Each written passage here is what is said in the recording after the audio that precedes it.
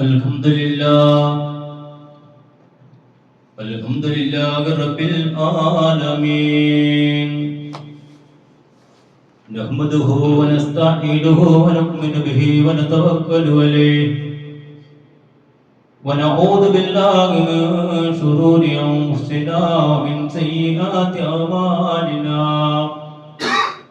من يهده الله فلا مضل له ومن يضلل فلا هادي له واشهد ان لا اله الا الله وحده لا شريك له واشهد ان محمدا عبده ورسوله ارسله بالهدى ودين الحق ليظهره على الدين كله ولو كره المشركون اللهم صل على محمد وعلى ال محمد كما صليت على إبراهيم وعلى آل إبراهيم إنك حميد مجيد اللهم بارك على محمد وعلى آل محمد كما باركت على إبراهيم وعلى آل إبراهيم إنك حميد مجيد أما بعد فإن خير الكلام كلام الله وخير السنن سنن محمد صلى الله عليه وسلم وشر الأمور محدثاتها وكل بدعة ضلالة أعوذ بالله من الشيطان الرجيم بسم الله الرحمن الرحيم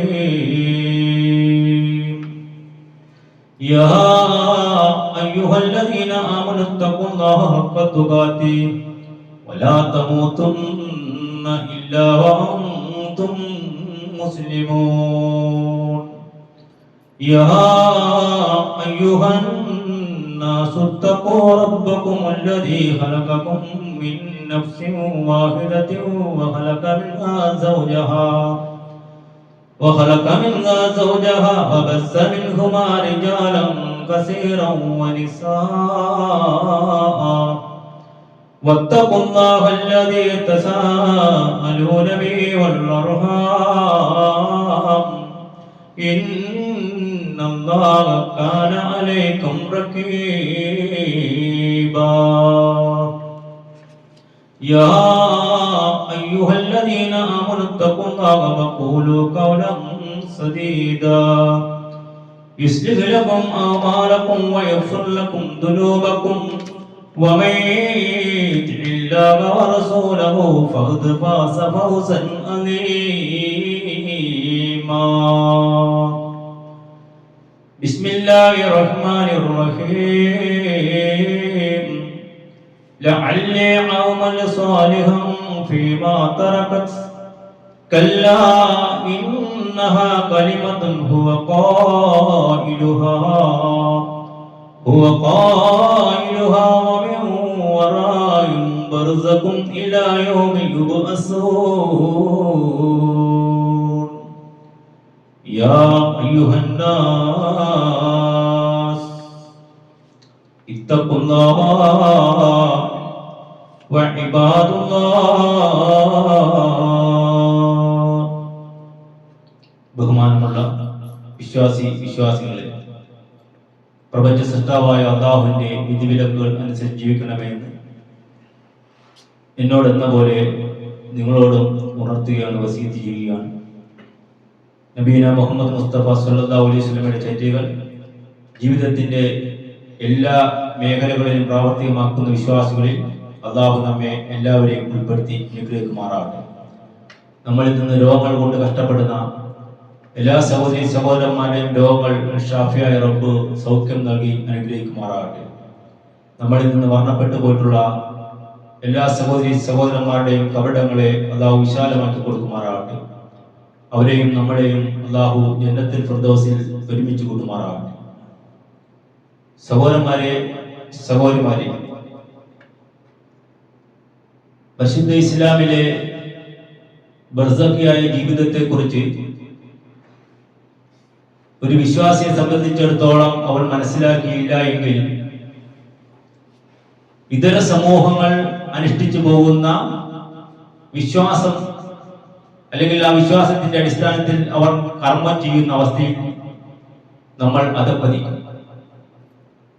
അഥവാ ഒരു വ്യക്തി മരിച്ചു കഴിഞ്ഞാൽ ഖബറിലേക്ക് വെച്ചതിന് ശേഷം ആ വ്യക്തിയുടെ ആത്മാവ് ഖിയാമത്ത് നാളിൽ ഉയർത്തെഴുന്നേൽക്കുന്നത് വരെ അവർ ബർസഖിയായ ജീവിതത്തിലാണ്. ബർസഖിയായ ജീവിതത്തെ കുറിച്ച് നമ്മൾ മനസ്സിലാക്കുമ്പോൾ ഇമാം ഖുർത്തുബി റഹിമഹുല്ലാഹ് പറയുന്നുണ്ട്, കുല്ലു ഖബറിൻ ബർസഖുൻ വലൈസ കുല്ലു ബർസഖിൻ ഖബർ. എല്ലാ ഖബറും ബർസഖിയാണ്, എന്നാൽ എല്ലാ ബർസഖും ഖബർ അല്ല എന്ന് ഇമാം ഖുർത്തുബി റഹിമഹുല്ലാഹ് വിശദീകരിക്കാനുള്ള കാരണം അതിനെക്കുറിച്ച് മനുഷ്യര് അജ്ഞരാണ്. നമ്മൾ സാധാരണ ഖബർ ജീവിതത്തെ കുറിച്ച് പറയും, ബർസഖിയായ ജീവിതത്തെ കുറിച്ച് മനുഷ്യൻ പഠിക്കാത്തത് കൊണ്ട് അന്യ മതങ്ങളുടെ ആശയമനുസരിച്ച് അവൻ ജീവിക്കുകയും ഏതുപോലെ വർഷം തോറും മരണപ്പെട്ടു പോയ ആത്മാവ് തിരിച്ചു വരുമെന്ന ഹൈന്ദവ വിശ്വാസമാണ് ഇന്ന് ഇന്ത്യയിൽ ജീവിച്ചിരിക്കുന്ന 95 മുസ്ലിങ്ങളുടെ വിശ്വാസമെന്ന് നമ്മൾ പറയുമ്പോൾ അല്ലെങ്കിൽ അവർ ചെയ്യുമ്പോൾ നമ്മൾ ആലോചിച്ചു മുസ്ലിങ്ങൾ ഈ വിഷയത്തില് എത്രത്തോളം ഈ വിഷയത്തെ കുറിച്ച് അവർ അജ്ഞരാണ് എന്ന്. നിങ്ങൾ ഉറൂസുകളൊക്കെ കാണുന്നില്ലേ? ഈ ഉറൂസ് എന്ന് പറയുന്ന പദം ലോകത്ത് ആദ്യമായിട്ട് വന്നത് ജലാലുദ്ദീൻ റൂമിയുടെ കവിതകളിലാണ്. ഉറൂസ് എന്ന പദം നമ്മൾ യഥാർത്ഥത്തിൽ ഇംഗ്ലീഷിലോ മലയാളത്തിലോ എഴുതാൻ പറ്റിയ ലാംഗ്വേജ് അല്ല. നമ്മൾ ഈ ഉറൂസ് എന്നൊക്കെ കാണുന്നില്ല, ഐനാണ് വരുന്നത്, ഉറൂസാണ്. ആ പദം ആ മഹാൻ ചില കവിതകളിൽ ആ കവിതകൾ എഴുതാനുള്ള കാരണം മനുഷ്യന്റെ വേർപാട് അത് അല്ലാഹുമായി കണ്ടുമുട്ടുന്ന ഒരു വിവാഹ നിക്കാഹ് ചടങ്ങ് പോലെയായി അത് കവിതയിൽ ശരിക്കും മനസ്സിലാക്കണം. എത്രത്തോളം മനുഷ്യന് ഏകദേശം ഭൂരിഭാഗം മുസ്ലിങ്ങൾ വഴിതെറ്റിപ്പോകുന്ന ഒരു വിഷയമാണ്. അതുകൊണ്ട് മഹാനായ നേതാക്കന്മാരായ അഹ്ലുൽ ജമാഅത്തിന്റെ സുന്നത്തിന്റെ പണ്ഡിതന്മാർ പറഞ്ഞു കൊടുത്തു, ഈ മെറ്റാഫോർ അല്ലെങ്കിൽ രൂപക ഭാഷയിലുള്ള വിഷയങ്ങൾ അത് അതേപോലെ തന്നെ മനസ്സിലാക്കണം. അത് അക്ഷരാർത്ഥത്തിൽ മനസ്സിലാക്കാൻ പാടില്ല. അതുപോലെ അക്ഷരാർത്ഥത്തിലുള്ള കാര്യങ്ങൾ ഖുർആനിൽ വന്നിട്ടുണ്ടെങ്കിൽ അത് അക്ഷരാർത്ഥത്തിൽ തന്നെ മനസ്സിലാക്കണം. അത് മെറ്റാഫോർ രീതിയിൽ മനസ്സിലാക്കാൻ പാടില്ല. ഉദാഹരണം പറയുകയാണെങ്കിൽ ഒരു മെറ്റാഫോർ അല്ലെങ്കിൽ രൂപക ഭാഷയിലാണ് ഇമാം അല്ലെങ്കിൽ ജലാലുദ്ദീൻ റൂമി കവിതകൾ എഴുതിയിരിക്കുന്നത്. അവനൊരു സിംഹമാണ്, നമ്മൾ ഇംഗ്ലീഷിൽ പറയുമ്പോൾ യഥാർത്ഥത്തിൽ ഹുവ അസദ് എന്ന് പറയുന്നത് അത് ഒരു രൂപക ഭാഷയാണ്. ധൈര്യത്തെ കാണിക്കാൻ വേണ്ടിയാണ് എന്തുപയോഗിച്ചിരിക്കുന്നത്, ഹുവ അസദ് എന്ന് പറഞ്ഞിരിക്കുന്നത്. പിന്നീട് വന്നിട്ടുള്ള സൂഫികളായിട്ടുള്ള ആൾക്കാർ എന്ത് ചെയ്തു, ഈ വ്യക്തി പറഞ്ഞിട്ടുള്ള ഈ ജലാലുദ്ദീൻ റൂമി പറഞ്ഞിട്ടുള്ള കാര്യങ്ങൾ അതേപടി എന്ത് ചെയ്തു, അവർക്ക് ഇഷ്ടമുള്ള പോലെ വ്യാഖ്യാനിച്ചു. അതുകൊണ്ടാണ് ഇന്ത്യ മഹാരാജ്യത്ത് നമ്മൾ ജീവിക്കുമ്പോൾ ലോകത്ത് ഏറ്റവും കൂടുതൽ ദർഗകളുള്ളത് ഇന്ത്യയിലാണ്. ചിന്തിച്ചു നോക്കണം. ലോകത്ത് ഏറ്റവും കൂടുതൽ ദർഗകളുള്ളത് ഇന്ത്യയിലെന്ന് തന്നെയല്ല, ഈ ദർഗകളിലേക്ക് പോകുന്ന മുസ്ലിമിന്റെ വിശ്വാസത്തിന്റെ അടിസ്ഥാനം ഹൈന്ദവതയിൽ അല്ലെങ്കിൽ ഹൈന്ദവതയിൽ നിൽക്കുന്ന അവരുടെ ആത്മാവ് വർഷം വരുമെന്നുള്ള വിശ്വാസം വരെയും മുസ്ലിങ്ങളിലുണ്ട്. അത് വരാനുള്ള കാരണം ഇമാമിയങ്ങൾ പറഞ്ഞതുപോലെ അവർ പഠിച്ചില്ല. വളരെ താക്കീത് കൊടുത്തതാണ്. നിങ്ങൾ കവിതകളിൽ കാണുന്നത് പോലെ എന്ത് ചെയ്യാൻ പാടില്ല, ഇതിനെ പരിശുദ്ധ ഖുർആനെ നിങ്ങൾ സമീപിക്കാൻ പാടില്ല, ഹദീസിനെ സമീപിക്കാൻ പാടില്ല. പരിശുദ്ധ ഖുർആൻ നമുക്ക് പഠിപ്പിച്ചു തരുന്ന ബർസഖിന്റെ വിഷയത്തിൽ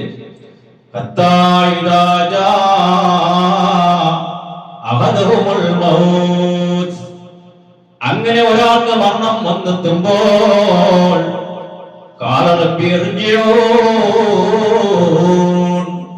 ഒരു മനുഷ്യൻ പറയുകയാണ്, എന്നെ മടക്കി തരൂ. മരണം വന്നെത്തുമ്പോൾ മനുഷ്യൻ പറയുന്ന ഒരു വാക്കാണ് എന്നെ ഒന്ന് മടക്കി തരാൻ വേണ്ടി.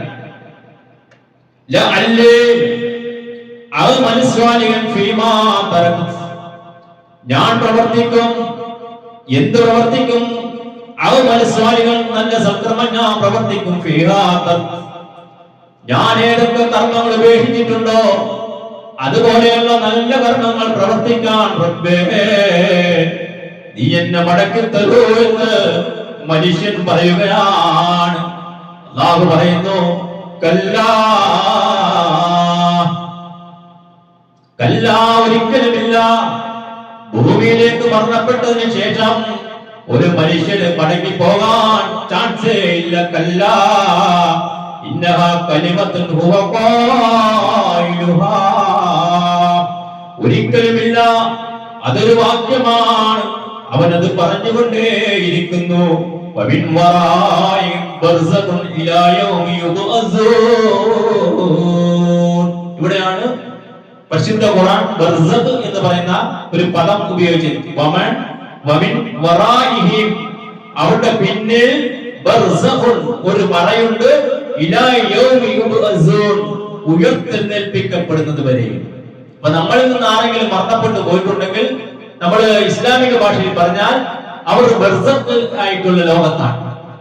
അപ്പൊ ഈ ബർസഖി ആയിട്ടുള്ള ലോകത്ത് എന്ന് പറഞ്ഞാൽ അവിടെ നമ്മൾ എന്താ ഇഹലോകത്ത് നമ്മൾ ജീവിക്കുമ്പോൾ അല്ലാഹു റസൂൽ സല്ലല്ലാഹു അലൈഹി വസല്ലം പറഞ്ഞ രീതിയിൽ ജീവിക്കുകയാണെങ്കിൽ അൽ മുഅ്മിൻ ഫീ നൈമിൻ ഫിൽ ബർസഖ്, വിശ്വാസിയാണോ ബർസഖിൽ അവൻ ആശ്വാസമുണ്ട്. ബർസഖിയായ ജീവിതത്തിൽ ഇഹലോകത്ത് ജീവിച്ചിരുന്ന സമയത്ത് സദഖകൾ കൊടുത്തു, ദാനധർമ്മങ്ങൾ ചെയ്തു. അല്ലാഹുവിന്റെ റസൂൽ സല്ലല്ലാഹു അലൈഹി വസല്ലം പറഞ്ഞു സൂക്ഷിച്ച് ജീവിച്ച ഒരു ഭക്തനായിക്കോട്ടെ, ഒരു ഭക്തനായിക്കോട്ടെ, അവർക്ക് എന്തുണ്ട്? അൽ മുഅ്മിനോ, മുഅ്മിനാണോ ഫിൻ നൈമിൻ ഫിൽ ബർസഖ്. നമ്മൾ ഒരിക്കലും വിഷമിക്കണ്ട. നമ്മളിൽ നിന്ന് വേറിട്ട് പോയിട്ടുള്ളവരെ അല്ലാഹു ഈ ഗണത്തിൽ ഉൾപ്പെടുത്തി അനുഗ്രഹിക്കുമാറാകട്ടെ. ഇതാണ് നമ്മൾ മനസ്സിലാക്കേണ്ടത്. ബർസഖി ലോകത്ത് നല്ലൊരു രീതിയിൽ ഇവിടെ ജീവിച്ചു പോയാൽ അവർക്ക് എന്തുണ്ട്? അല്ലാഹു ആശ്വാസം അവർ കൊടുക്കും. ഫിൻ നഈമിൻ എന്നാണ് പഠിപ്പിച്ചു തരുന്നത്. അതേപോലെ തന്നെ ഇഹലോകത്ത് അല്ലാഹുവിന്റെ എല്ലാ അനുഗ്രഹങ്ങളും ആസ്വദിച്ച് ജീവിച്ച ഒരു മനുഷ്യൻ, അല്ലാഹുവിനെ നിഷേധിച്ച് ജീവിച്ച മനുഷ്യൻ ഫിൽ അദാബിൽ ഫിൽ ബർസഖ്, എന്താണ് അവർക്ക് ബർസഖിൽ തന്നെ എന്തുണ്ട്? അദാബുണ്ട്, ശിക്ഷയുണ്ട്. സഹോദരന്മാരെ, സഹോദരിമാരെ, ഇതാണ് ബർസഖിനെ കുറിച്ച് നമ്മൾ പഠിച്ചു വെക്കേണ്ട വിഷയം. അപ്പൊ നമ്മുടെ ജീവിതത്തില് നമ്മൾ എന്ത് ചെയ്യണം?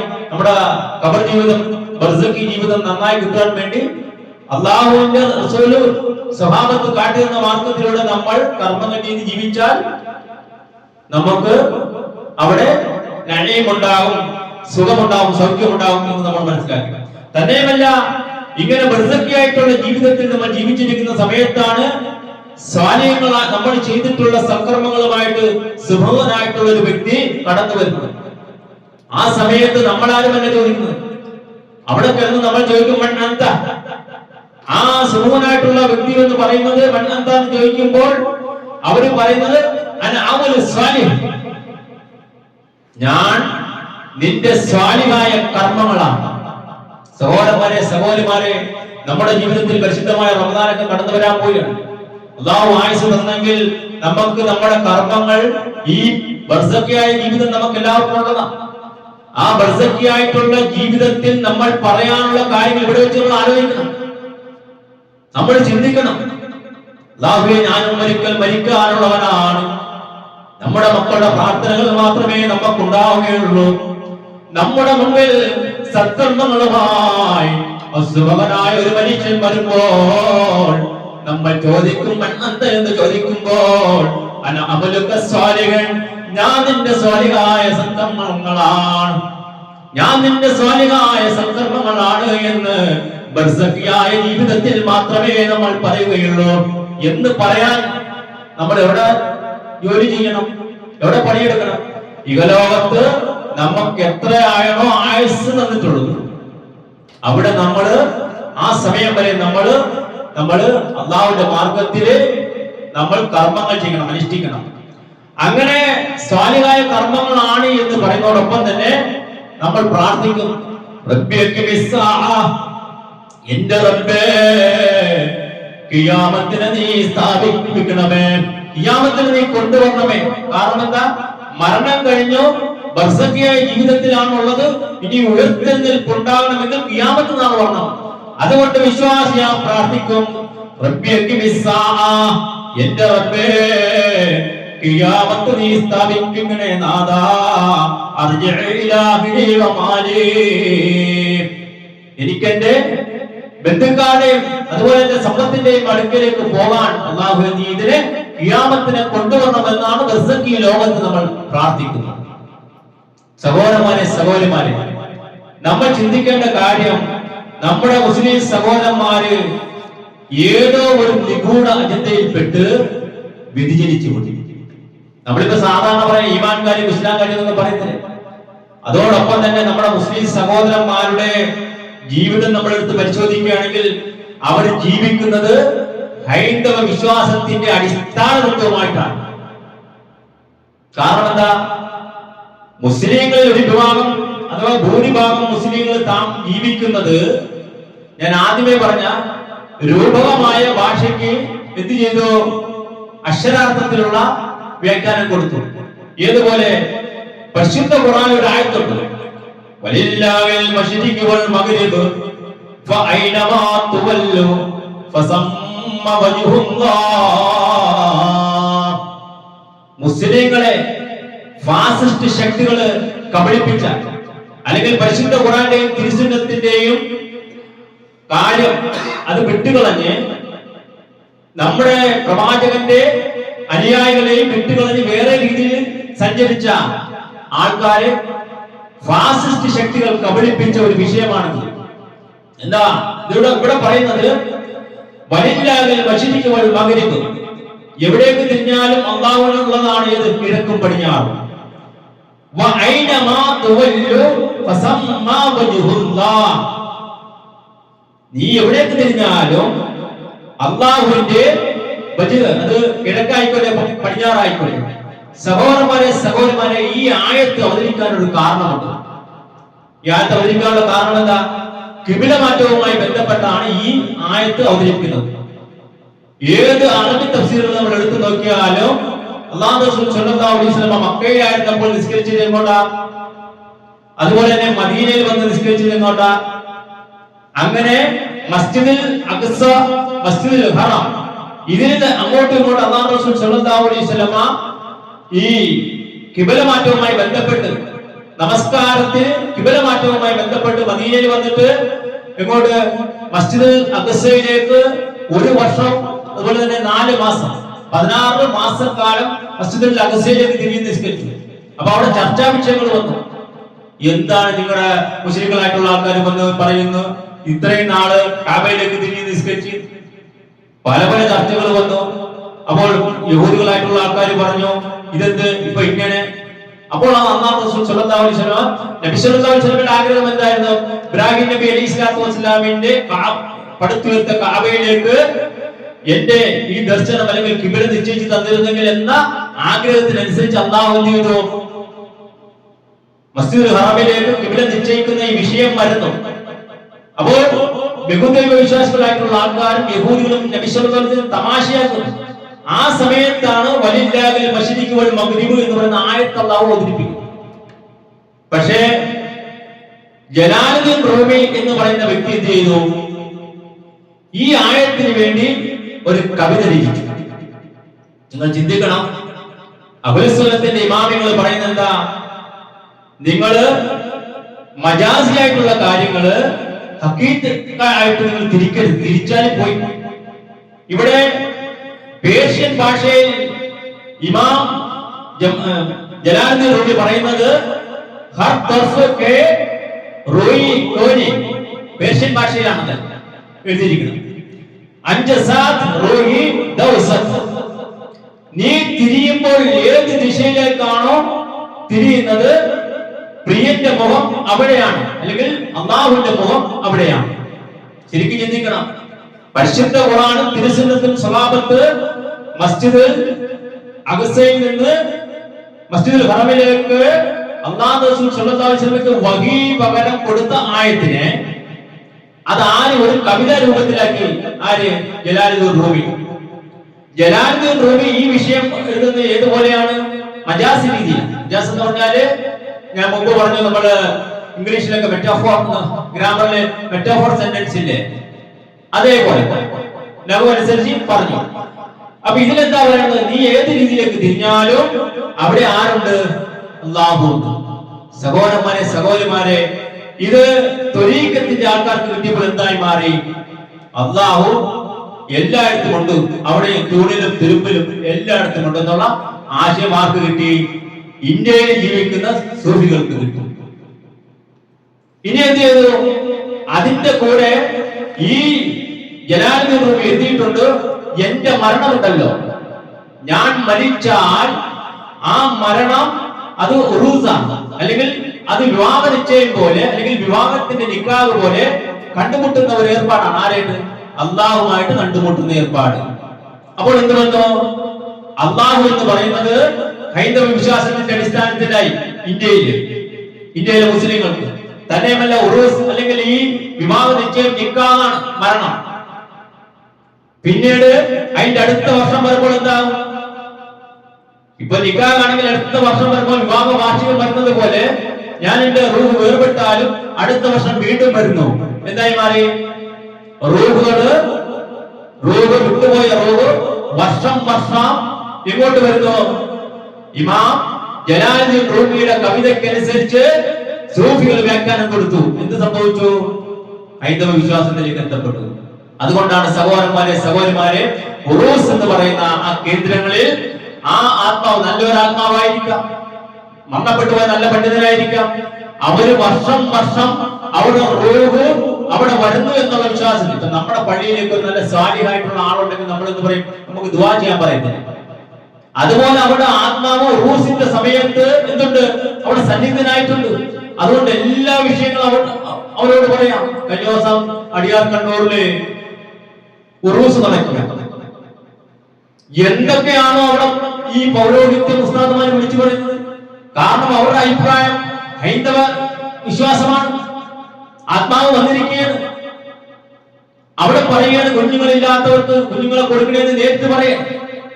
റബീഉൽ അവ്വൽ സ്വാലിഹിനെന്ന് ഇമാമിങ്ങൾ, അല്ലെങ്കിൽ നമ്മുടെ ഇമാമിങ്ങൾ പഠിപ്പിച്ച രീതിയിൽ നബിമാര് പ്രാർത്ഥിച്ച പ്രാർത്ഥന ആ കബറിൽ കിടക്കുന്നവരോട് നേരിട്ട് പ്രാർത്ഥിക്കുന്ന അവസ്ഥ വരാൻ കാരണം സഹോദരന്മാരെ, സഹോദരിമാരെ, ഈമാൻകാരെ, ഇസ്ലാംകാര്യങ്ങൾ പറയുന്നുണ്ടെങ്കിലും അവന്റെ വിശ്വാസത്തിന്റെ അടിസ്ഥാനത്തിൽ അവൻ ചെന്ന് നിൽക്കുന്നത് ഹൈന്ദവ വിശ്വാസത്തിലാണ്.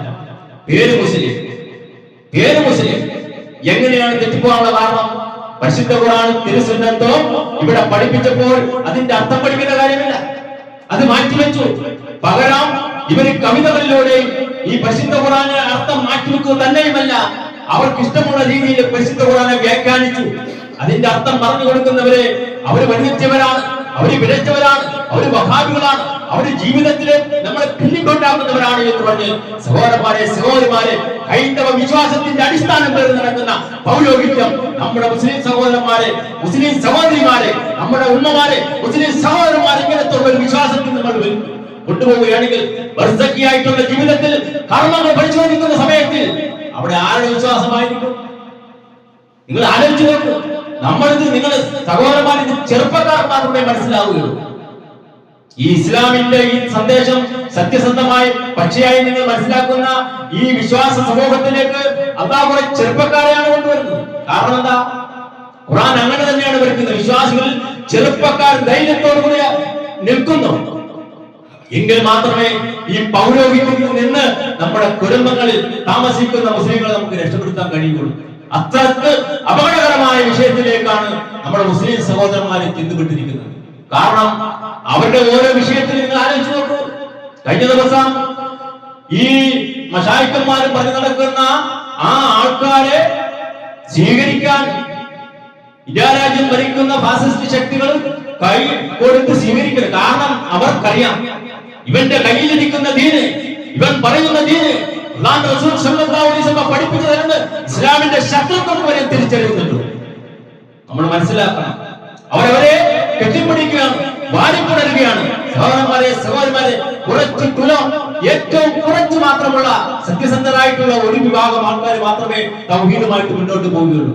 നമുക്ക് പല പരീക്ഷണങ്ങളും ഉണ്ടാവും, നമ്മളെപ്പോഴും ചതിയിൽ കൊടുക്കാനും നോക്കും. നമുക്ക് സഹായം റബ്ബിന്റെ സഹായം മാത്രമേ ഉള്ളൂ എന്ന് നമ്മൾ തിരിച്ചറിയണം. സഹോദരന്മാരെ, സഹോദരിമാരെ, അതിനുവേണ്ടി നമ്മൾ എന്ത് ചെയ്യണം? നമ്മൾ കുറച്ച് ത്യാഗം സഹിക്കണം. നമ്മുടെ വീട്ടിലുള്ള നമ്മുടെ ആൾക്കാരോട് നിങ്ങൾ ഈ വിഷയങ്ങൾ പറഞ്ഞു കൊടുക്കണം. നമ്മുടെ വിശ്വാസത്തിന്റെ അടിസ്ഥാനം അല്ലാഹു റസൂലും സ്വഹാബത്തും സഹിച്ച ത്യാഗം കൊണ്ട് സഹിച്ച അവർ സഹിച്ചുണ്ടാക്കിയ നമ്മളെ പഠിപ്പിക്കുന്ന ദീനല്ല. നമ്മുടെ അടിത്തറ ഏതുപോലെ മസ്ജിദിൽ തഖ്വയുടെ അടിസ്ഥാനത്തിൽ ഖുബാ മസ്ജിദ് സ്ഥാപിച്ചു, മസ്ജിദുൽ ദിറാർ ഉപദ്രവപ്പള്ളിയിൽ സ്ഥാപിച്ചു. ആര്? മുനാഫിക്കുകളായിട്ടുള്ള ആൾക്കാർ. നമ്മുടെ കാണുന്ന പള്ളികളുടെ മിനാരം തിളങ്ങുന്നുണ്ടോ എങ്കിലും അതിന്റെ അടിസ്ഥാനം പോയി നിൽക്കുന്നത് ഹൈന്ദവയിലാണ് എന്ന് നിങ്ങൾ മനസ്സിലാക്കണം. വർഷം തോറും ആത്മാക്കൾ വരുന്നത് ഹൈന്ദവ വിശ്വാസത്തിന്റെ അടിസ്ഥാനമാണെന്ന് പോലും മനസ്സിലാക്കാത്ത നമ്മുടെ അറിവില്ലാത്ത ജനങ്ങളുടെ മുമ്പിൽ സഹോദരന്മാരെ, സഹോദരിമാരെ, ഈ അറിവ് പറഞ്ഞു കൊടുക്കാൻ നിങ്ങൾ തയ്യാറാണ്. ഇൻഷാ അല്ലാഹ് ഈ വിഷയങ്ങൾ മുമ്പിൽ പറയുന്നതിലുപരിയായിക്കൊണ്ട് ആ വിശ്വാസം അഥവാ മുസ്ലിയാക്കന്മാർ പേര് നടക്കുന്ന വിശ്വാസം സംസ്കൃത ഗ്രന്ഥങ്ങൾ വെച്ചുകൊണ്ട് ഇൻഷാ അല്ലാഹ് നമ്മുടെ ക്ലാസ്സിൽ നമ്മൾ വിശദീകരിക്കുന്നതാണ്. അത് നിങ്ങൾക്ക് അപ്പോൾ ക്ലിയർ ആകും. നമ്മൾ മിമ്പറിലെ വിഷയങ്ങൾ പറയാൻ പാടില്ലാത്തത് കൊണ്ട് എങ്ങനെയാണ് വർഷം ആത്മാവ് വരുന്നത്? അത് ആരുടെ വിശ്വാസമാണ്? അത് ഹൈന്ദവ സംസ്കൃതത്തിൽ എന്തെങ്കിലുണ്ട്? അതാണ് നമ്മൾ പേര് നടക്കണമെങ്കിൽ നമ്മൾ എന്ത് മുസ്ലിമാണ്, എന്ത് മുസ്ലിം നാമധാരിയായിട്ടാണ് ജീവിക്കുന്നത് നിങ്ങൾ മനസ്സിലാക്കണം. അതുകൊണ്ട് ആ വിഷയം പഠിക്കാൻ ആ ക്ലാസ് എടുക്കുമ്പോൾ നിങ്ങൾ ചെറുപ്പക്കാർ പറഞ്ഞാൽ അത് നമ്മുടെ കുടുംബത്തിൽ നിങ്ങൾ കാണിച്ചു കൊടുക്കണം. ഇതായിരുന്നു നമ്മുടെ വിശ്വാസമെന്ന്. അതുകൊണ്ട് നബി സല്ലല്ലാഹു അലൈഹി വസല്ലമയും സ്വഹാബത്തും ഏത് മാർഗത്തിലാണോ ബർസഖിയായിട്ടുള്ള ജീവിതം പഠിപ്പിച്ചു തന്നിട്ടുള്ളത്, അമലുമായിട്ട് സുഭവനായിട്ടുള്ള ഒരു വ്യക്തി വരുമ്പോൾ ആ വിശ്വാസത്തിൽ അന്യമത വിശ്വാസങ്ങളൊന്നും കലരാതെ ലോകത്തിന്റെ നേതാവായ നബീന മുഹമ്മദ് മുസ്തഫ സല്ലല്ലാഹു അലൈഹി വസല്ലം പഠിപ്പിച്ച നിസ്കാരം ഉണ്ടാവും, സ്വലാത്ത് ഉണ്ടാവും, നോമ്പുണ്ടാവും, ദാനധർമ്മങ്ങൾ ഉണ്ടാവും, മരണപ്പെട്ടവർക്ക് വേണ്ടിയുള്ള മയ്യിത്ത് നമസ്കാരം ഉണ്ടാവും, മരണപ്പെട്ടവരെ അനുകരിച്ച കാര്യങ്ങൾ ഉണ്ടാവും. അതിലൊന്നും ഈ ഉറൂസോ ഇതുപോലെയുള്ള കർമ്മങ്ങളൊന്നുമില്ല എന്ന് നമ്മൾ മനസ്സിലാക്കണം. നബി സല്ലല്ലാഹു അലൈഹി വസല്ലം പഠിപ്പിച്ച രീതിയിൽ ജീവിച്ച് മരിക്കുവാൻ അല്ലാഹു നമ്മളെ സഹായിക്കുമാറാകട്ടെ.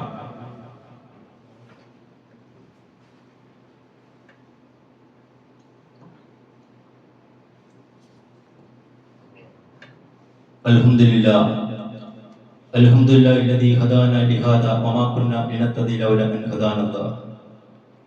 ഒരിക്കൽ കൂടി അല്ലാഹുവിന്റെ വിധിവിലക്കുകൾ അനുസരിച്ച് ജീവിക്കണമെന്ന് എന്നോടെന്ന പോലെ നിങ്ങളോടും ഉണർത്തുകയാണ് വസിയത്ത് ചെയ്യുക. സഹോദരന്മാരെ, സഹോദരിമാരെ, ബർസഖിയായ ജീവിതം നന്നാക്കി തീർക്കുവാൻ പരിശുദ്ധമായ റമദാൻ നമ്മളിലേക്ക് കടന്നു വരികയാണ്. നമുക്ക് ആവശ്യമുള്ള രീതിയിൽ അല്ലെങ്കിൽ നബി സല്ലല്ലാഹു അലൈഹി വസല്ലം പഠിപ്പിച്ച രീതിയിലുള്ള കർമ്മങ്ങൾ അനുഷ്ഠിക്കാൻ നമ്മൾ അല്ലാഹുവോട് പ്രാർത്ഥിക്കണം. അല്ലാഹു ആയുസ് തരികയാണെങ്കിൽ ആ നിസ്കാരങ്ങൾ നോമ്പും എടുക്കാൻ നമുക്ക് അല്ലാഹു ഭാഗ്യം തരികയാണെങ്കിൽ അതിനു വേണ്ടിയിട്ടുള്ള ചില കർമ്മങ്ങൾ അല്ലെങ്കിൽ അതിനു വേണ്ടിയിട്ടുള്ള കാര്യങ്ങൾ നമ്മൾ നമ്മുടെ പള്ളിയിൽ ചെയ്യണം. അതിനുവേണ്ടി നമ്മുടെ സഹോദരന്മാര് കിട്ടുന്ന സമയങ്ങളിൽ എത്രയും സമയം നമുക്ക് കിട്ടുന്നുണ്ടോ റമദാൻ എടുക്കുന്നതിന് മുമ്പ് നിങ്ങൾ ചെറിയ സമയം കിട്ടിയാൽ അല്ലാഹുവിന്റെ ഭവനത്തിലേക്ക് വരണം. നമ്മളിവിടെ കൊടുക്കുന്ന ക്ലാസ്സുകൾ നിങ്ങൾക്ക് പ്രചോദനമാകും, നിങ്ങൾ അതിൽ പങ്കെടുക്കണം. അടുത്തൊരു വിഷയം, സഹോദരന്മാരെ, നമ്മൾ ആത്യന്തികമായിട്ട് പരമപ്രധാനമായിട്ടും അറിയേണ്ടത് നമ്മുടെ റബ്ബിനെ കുറിച്ചാണ്. പ്രപഞ്ച സൃഷ്ടാവായ റബ്ബിനെ കുറിച്ച് നമ്മൾക്ക് മനസ്സിലാക്കിയില്ല എങ്കിൽ നമ്മൾ പിന്നെ ചിലപ്പോൾ ഏത് രീതിയിലുള്ള അധപ്പതനവും നമുക്കുണ്ടാവും. ഒരു വ്യക്തി അവൻ മോഷ്ടിക്കുന്നവനായിക്കോട്ടെ, അല്ലെങ്കിൽ പിടിച്ചു പറിക്കാരനോ കൊലപാതകം എന്തുമാകാനുള്ള കാരണം അവൻ സൃഷ്ടിച്ചു പരിപാലിക്കുന്ന റബ്ബിനെ കുറിച്ച് അവൻ ചിന്തിക്കുന്നില്ല. അതുകൊണ്ടാണ് കഴിഞ്ഞ ദിവസം മഞ്ചേശ്വരത്ത് ഒരു കൊലപാതകം നടന്നു. ഒരു ഉപ്പ ഒരു മോളെ വെട്ടിക്കൊന്നു. ചില ആൾക്കാർക്ക് 2 വർഷം പ്രസംഗിക്കാനുള്ള വിഷയമാക്കി ഇങ്ങനെ പറയാൻ തുടങ്ങി. ലഹരിക്കടിമ, ലഹരി നിരോധിക്കുക. സഹോദരന്മാരെ, സഹോദരിമാരെ, അവിടെ ലഹരിയല്ല പ്രശ്നം. ആ വ്യക്തി പ്രപഞ്ച സൃഷ്ടാവായ അള്ളാഹുവിനെ കുറിച്ച് അറിഞ്ഞില്ല, അതാണ് വിഷയം. അവൻ കുത്തുബിയത്തിന് പോകുന്ന വ്യക്തിയാണ്, സമസ്തക്കാരനാണ്. ഈ കൊലപാതകങ്ങളും ഈ ഇതുപോലെയുള്ള കാര്യങ്ങൾ ചെയ്യുന്നവരെല്ലാവരും നിങ്ങൾ എടുത്തു നോക്കോ. മുഹമ്മദ് ഷാഫി എന്ന് പറയുന്ന ഒരു സമസ്തക്കാരൻ, അവൻ കുത്തുബിയത്ത് നടത്തി ബ്ലഡിന്റെ ഈ ചോരയുടെ ഇതെല്ലാം മാറിയ ഒരു വ്യക്തിയായിരുന്നു. ഒരു ഹൈന്ദവ സ്ത്രീയുടെ ശരീരം പച്ച കറുത്തെടുത്ത് തിന്ന വ്യക്തി മുഹമ്മദ് ഷാഫി, അവന് കുത്തുബിയത്ത് നടത്തുന്ന ആളാണ്. ഇപ്പൊ ചെറിയ പ്രായത്തിൽ കുഞ്ഞായിരുന്ന സമയത്ത് ഈ ബ്ലഡിങ്ങിനെ പോണ കണ്ടാൽ ചോരയൊന്നും ഭയപ്പാടുണ്ടാകുന്നില്ല. കാരണം എന്താ? അവരുടെ ജീവിതത്തിൽ അവരെ സൃഷ്ടികളെ വിളിച്ച് മൊയ്തീൻ എന്ന് വിളിച്ച് ശീലിച്ചവരാണ്. അവൻ യാ അല്ലാഹ് എന്ന് വിളിക്കാൻ പൗരോഹിത്യം അവനെ സമ്മതിച്ചില്ല. യാ അല്ലാഹ് എന്ന് വിളിക്കുന്ന ഒരു വ്യക്തിക്ക് അവന്റെ കുടുംബത്തിൽ അവന്റെ മക്കളെ കുറിച്ച് ഓർമ്മയുണ്ടാവും, അവന്റെ ബാപ്പയെ കുറിച്ച് ഓർമ്മയുണ്ടാവും, അവന്റെ ഉമ്മയാണെന്ന് അവന് ഓർമ്മയുണ്ടാവും, എങ്ങനെയാണ് ഞാൻ സമൂഹത്തിൽ പെരുമാറുന്നത് അവന് ഓർമ്മയാവും. കാരണം എന്താ? അല്ലാഹു റസൂൽ സ്വല്ലല്ലാഹു അലൈഹി വസല്ലം പഠിപ്പിച്ചിട്ടുള്ള പരിശുദ്ധ ഖുർആൻ അല്ലാഹു റസൂൽ സ്വല്ലല്ലാഹു അലൈഹി വസല്ലം സ്വഭാവം തന്നെയായിരുന്നു. അത് സ്വഭാവമാകാനുള്ള കാരണം എന്താ? അതിൽ എന്തൊക്കെ കാര്യങ്ങൾ കൽപ്പിച്ചിട്ടുണ്ടോ അത് നബി സല്ലല്ലാഹു അലൈഹി വസല്ലമയുടെ ജീവിതത്തിലുണ്ട്. അത് എന്തെല്ലാം കാര്യം നിരോധിച്ചിട്ടുണ്ടോ അത് നബി സല്ലല്ലാഹു അലൈഹി വസല്ലമയുടെ ജീവിതത്തിലുണ്ട്. ഈ ഒരു അവസ്ഥ പൗരോഹിത്യം പരിശുദ്ധ ഖുർആൻ പഠിക്കരുത്, അർത്ഥം പഠിക്കരുത് എന്ന് പറഞ്ഞവരെ സമൂഹത്തിന് പഠിപ്പിച്ചു കൊടുക്കാത്തതിന്റെ ഫലമായിക്കൊണ്ടാണ് സ്വന്തം മകളെ വെട്ടിക്കുന്നത്. അല്ലാതെ ലഹരിക്കടിമയായത് കൊണ്ടല്ല. അല്ലാഹുവിനെ കുറിച്ച് അറിഞ്ഞില്ല, അല്ലാഹുവിനെ കുറിച്ച് പഠിപ്പിച്ചു കൊടുത്തില്ല, നബി സല്ലല്ലാഹു അലൈഹി വസല്ലമയുടെ അധ്യാപനങ്ങൾ പഠിച്ചില്ല. അതാണ് യഥാർത്ഥ കാരണം. അല്ലാതെ നമ്മുടെ കുറെ തൗഹീദിന്റെ ആൾക്കാർ ലഹരി ഇതല്ല വിഷയം. തൗഹീദിന്റെ ആൾക്കാർ തൗഹീദ് പറയണം. അല്ലാഹുവിനെ കുറിച്ച് അറിഞ്ഞോ അവൻ ലഹരിയിൽ നിന്ന് മാറി നിൽക്കും. അല്ലാഹുവിനെ കുറിച്ച് പറഞ്ഞോ, അല്ലാഹുവിനെ കുറിച്ച് അറിഞ്ഞോ അവൻ വ്യഭിചാരത്തിൽ നിന്ന് മാറി നിൽക്കും. അല്ലാഹുവിനെ കുറിച്ച് അറിഞ്ഞോ അവൻ പലിശയിൽ നിന്ന് മാറി നിൽക്കും. അല്ലാതെ നിങ്ങള് സമൂഹത്തിൽ ഇറങ്ങി ലഹരി കഴിക്കുന്നത് എന്ന് പറഞ്ഞാല് എന്താകുക? അടിസ്ഥാനപരമായിട്ടുള്ള മാറ്റമാണ്. സഹോദരന്മാരെ സഹോദരിമാരെ, നമ്മുടെ തൗഹീദിന്റെ ആൾക്കാർക്ക് ശ്രദ്ധിക്കണം. ലഹരിയുടെ പ്രബോധകരാകാനല്ല നമ്മളോട് അല്ലാഹു പറഞ്ഞത്. നീ അല്ലാഹുവിനെ ശരിക്കുന്ന പ്രബോധകരായിട്ട് മാറണം. അപ്പോൾ താനെ എല്ലാം മാറിക്കോളും. ലഹരിയല്ല അതിന്റെ അപ്പുറത്ത് വന്നാലും അവൻ വിട്ടുകളയും. കാരണം അവൻ മനസ്സിലാക്കിയത് റബ്ബിനെയാണ്. അവൻ മനസ്സിലാക്കി നബി സല്ലല്ലാഹു അലൈഹി വസല്ലമയുടെ അധ്യാപനങ്ങളെയാണ്. ഇതൊന്നും അറിയാത്ത ആൾക്കാർ സമൂഹത്തിലേക്ക് ലഹരി എന്ന് പറഞ്ഞാൽ എന്താ ഗുണം? അതുകൊണ്ട് യഥാർത്ഥ തൗഹീദിന്റെ വാഹകരായിക്കൊണ്ട് പ്രവർത്തിക്കാൻ അല്ലാഹു നമ്മളെ എല്ലാവരെയും അനുഗ്രഹിക്കുമാറാട്ടെ. ഞാൻ ആദ്യമേ പറഞ്ഞ ബർസഖിയായ ജീവിതത്തിൽ നമ്മൾ മരണപ്പെട്ടു പോയി കഴിഞ്ഞാൽ നമ്മുടെ സ്വാലിഹായ കർമ്മങ്ങളുമായിട്ട് സുമുഖനായ ഒരു വ്യക്തി വരുമ്പോൾ ആ കർമ്മങ്ങൾ നബി സല്ലല്ലാഹു അലൈഹി വസല്ലം പഠിപ്പിച്ച രീതിയിൽ തന്നെ ആയിരിക്കണമെന്ന് നിർബന്ധമുണ്ട്. അങ്ങനെ കർമ്മങ്ങൾ അനുഷ്ഠിക്കുന്ന വിശ്വാസികളിൽ അല്ലാഹു നമ്മെ എല്ലാവരെയും ഉൾപ്പെടുത്തി അനുഗ്രഹിക്കുമാറാട്ടെ. اللهم اغفر للمؤمنين والمؤمنات والمسلمين والمسلمات اللهم اجرنا من النار اللهم اجرنا من النار اللهم اجرنا من النار ربنا ظلمنا انفسنا وان لم تغفر لنا وترحمنا لنكونن من الخاسرين ربنا تقبل منا انك انت السميع العليم وتب علينا انك انت التواب الرحيم ربنا آتنا في الدنيا حسنة وفي الآخرة حسنة وقنا عذاب النار سبحان ربك رب العزة عما يصفون وسلام على المرسلين والحمد لله رب العالمين.